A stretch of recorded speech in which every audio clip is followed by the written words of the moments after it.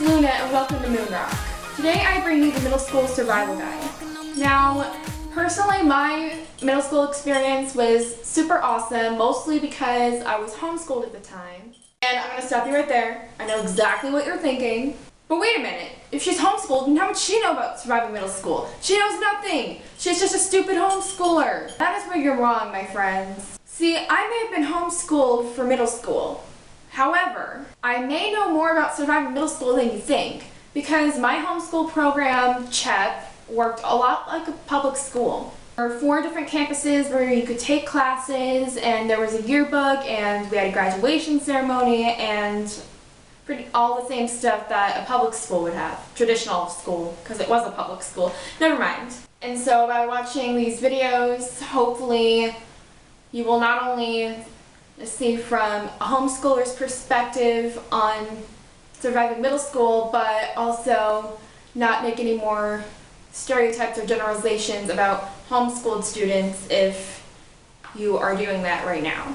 Next thing I want to talk about is academic success, and these tips will be especially helpful to you if you haven't really gotten the best grades in the past, and middle school is like that opportunity to a fresh start and kicking up your grades a little bit, changing your image, making some new friends, changing your reputation, that sort of thing. So listen carefully. So number 1 is to get organized, and I'm going to make a video on organization in a little bit.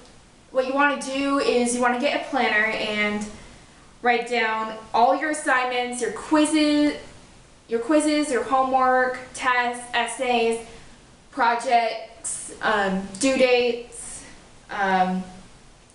field trips, dances, that sort of thing.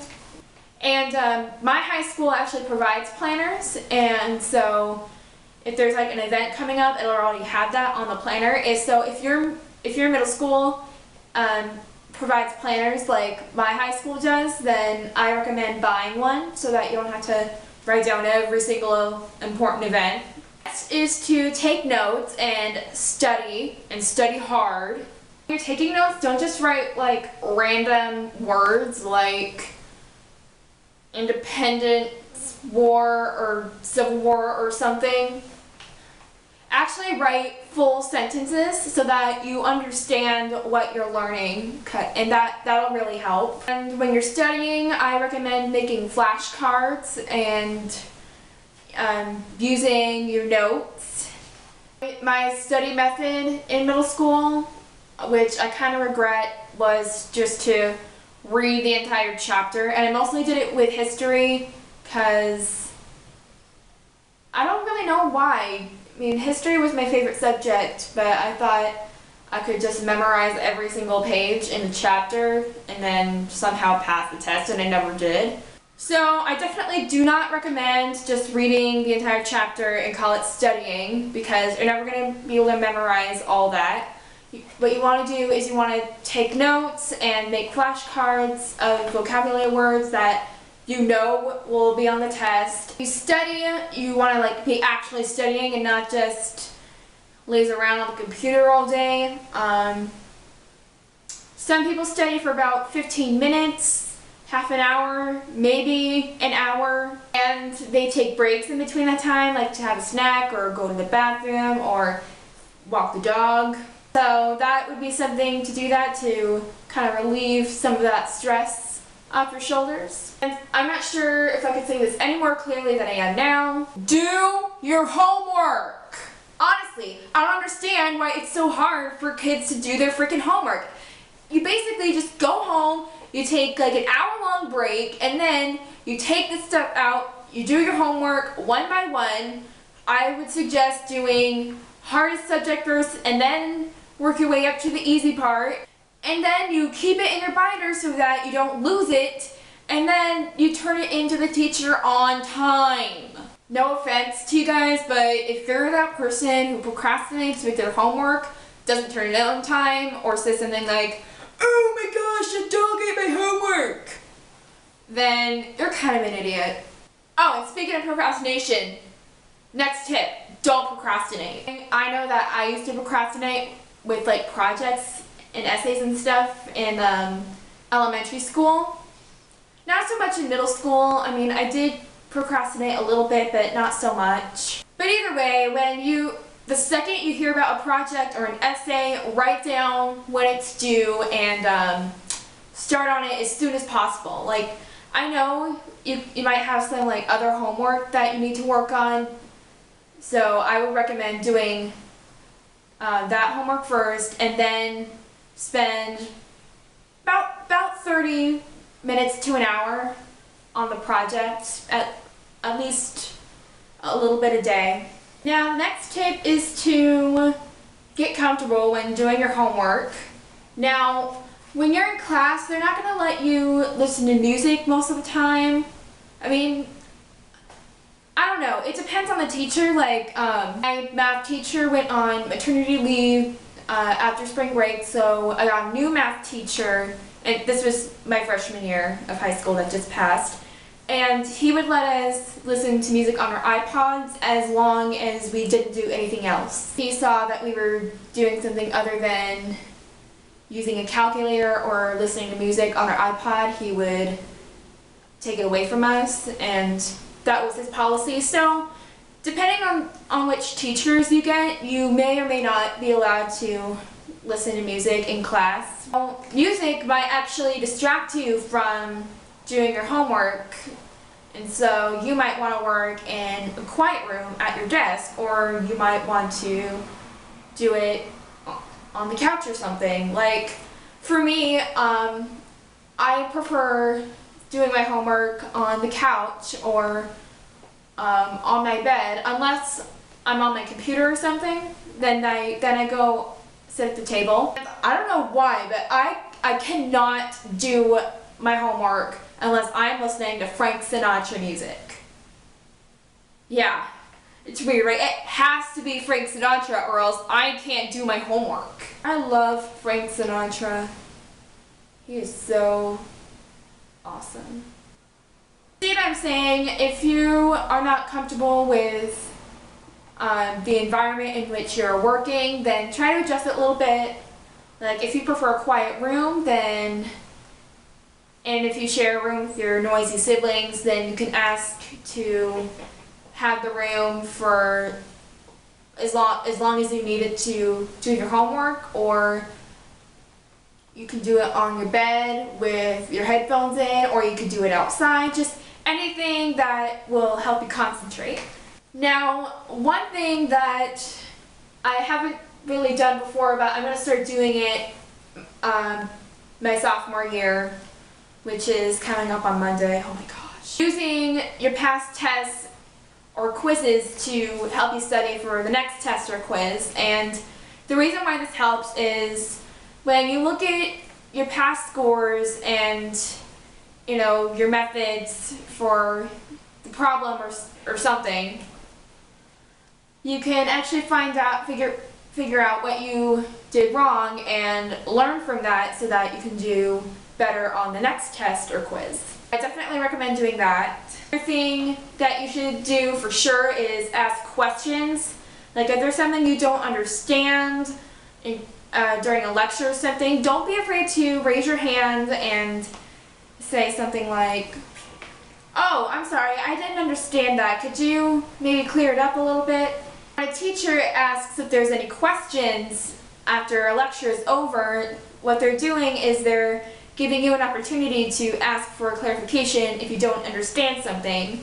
And so you should take advantage of that opportunity and ask a question. And you might even be asking a question that some other student may have had. So it not only helps you, it also helps the entire class as well. People will love you for it. I love you.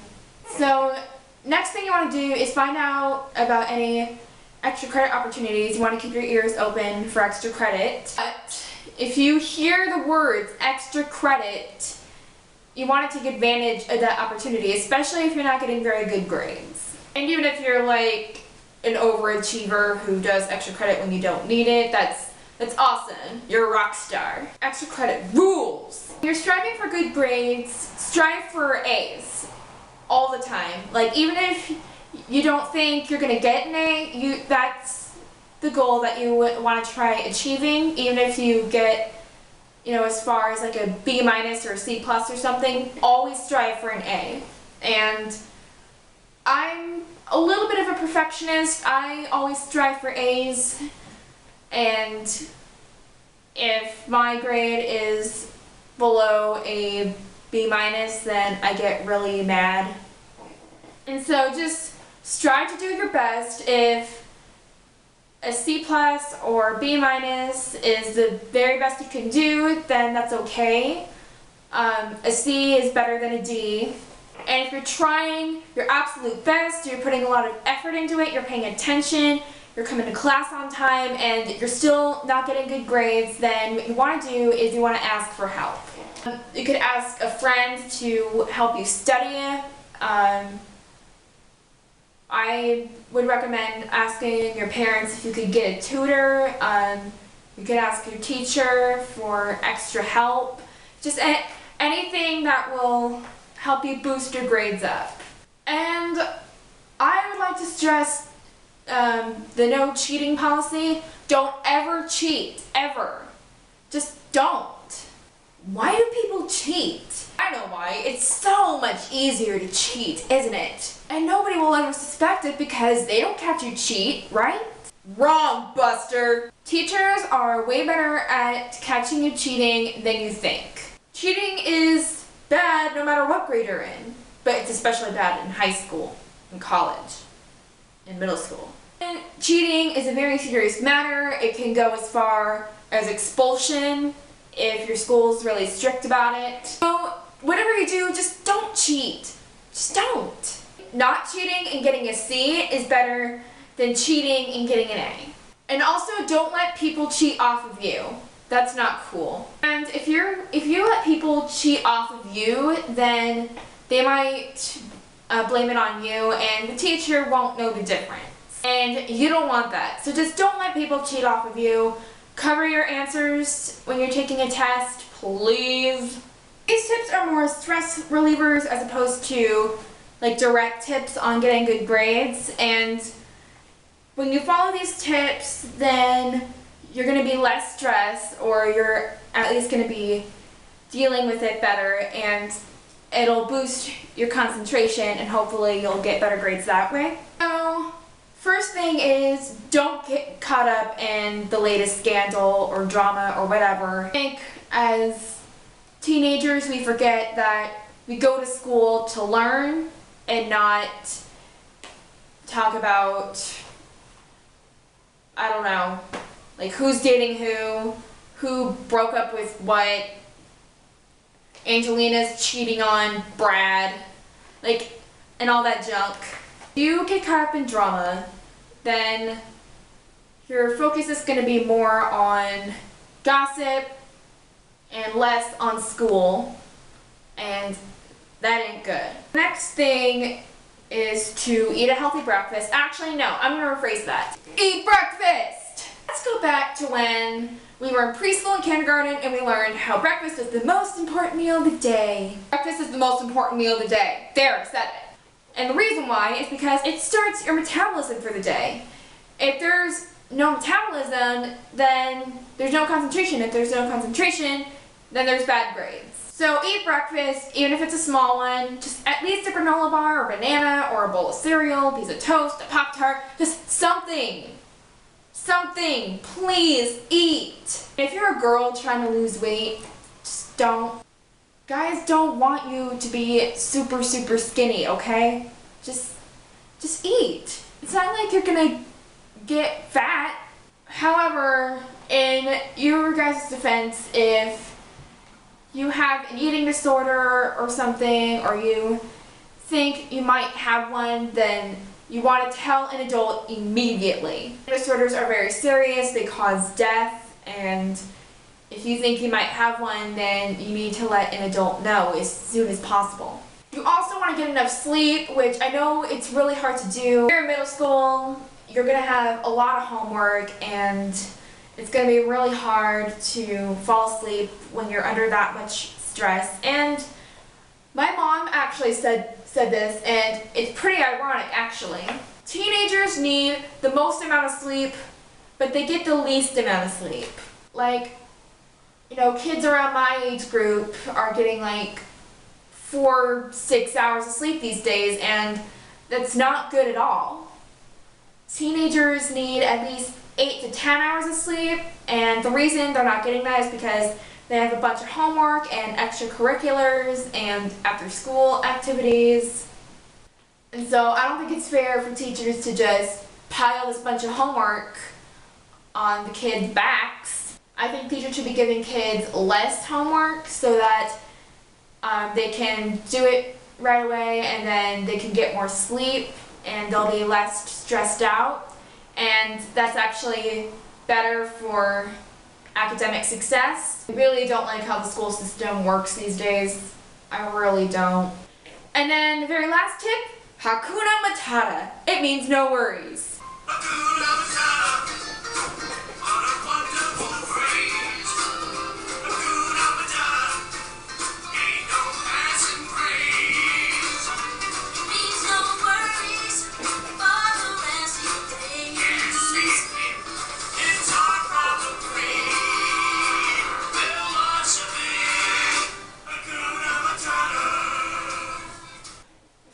So anyway, the phrase Hakuna Matata, made famous by Timon and Pumbaa from The Lion King, should apply to real life. Like, if you worry too much, then you're never going to have any fun, and you're going to be under a lot of stress, and that is not good for academic success. So for the love of Walt Disney, Hakuna Matata. So hopefully these tips help you with your academic success. Like I said at the beginning of this video, if you haven't been getting good grades in the past, these tips will help you especially. And even if you do get good grades already, then I love you for watching this. This will help you keep those grades up.